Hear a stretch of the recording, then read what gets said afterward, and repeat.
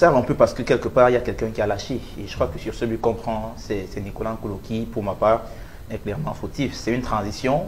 Castelletto est très loin devant.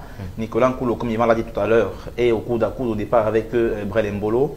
Mais comme un débutant, il se désintéresse complètement de son vis-à-vis, qui est plus dangereux que le passeur, pour se concentrer plutôt sur le passeur. En fait, c'est comme un enfant qui suit le ballon. Il se désintéresse du gars qui est derrière lui et qui va marquer par la suite.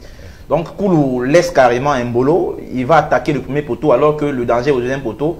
Et l'attaquant suisse, lui, il centre sur le deuxième poteau. Et Brel Mbolo vient conclure l'action. Et je pense que ça me conforte un peu sur ce que j'ai dit autrefois souvent ici. Et je me suis souvent fait taper sur les doigts quand je l'ai souvent dit.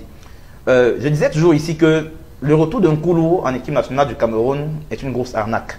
Je l'ai toujours dit. Je l'ai dit parce que je demandais à tout le monde de me montrer une seule référence sportive de Nicolas Nkolo sur les 5 dernières années, et il n'y en avait pas. Et je pense que quand on a vu ce qu'il a fait aujourd'hui, c'est en droite ligne avec ce qu'il a commencé à faire depuis le match contre l'Ouzbékistan, le match contre la Corée du Sud, le match contre le Panama et le match d'aujourd'hui encore. Donc, en fait, il est resté cohérent envers lui-même, dans sa faiblesse, dans son incapacité à aller dans les duels. D'ailleurs, on a vu que Castelletto a fait minimum 8 duels dans ce match. Des duels où vraiment il a laissé beaucoup de plumes physiquement.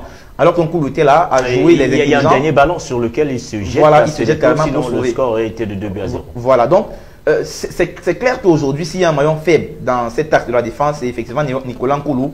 Et là encore, on l'a vu aujourd'hui. Et si je dis que son retour, c'est une véritable arnaque, et là, ça questionne aussi les mobiles ou alors les motivations de ceux-là qui sont partis le chercher. En fait, s'il y a une arnaque, ça veut dire que quelque part, ceux qui sont partis le chercher sont aussi des arnaques. Et aujourd'hui, le responsable du retour d'un Nkolo, je le dis, c'est Rigobert Song, c'est lui qui allait le chercher. Est-ce que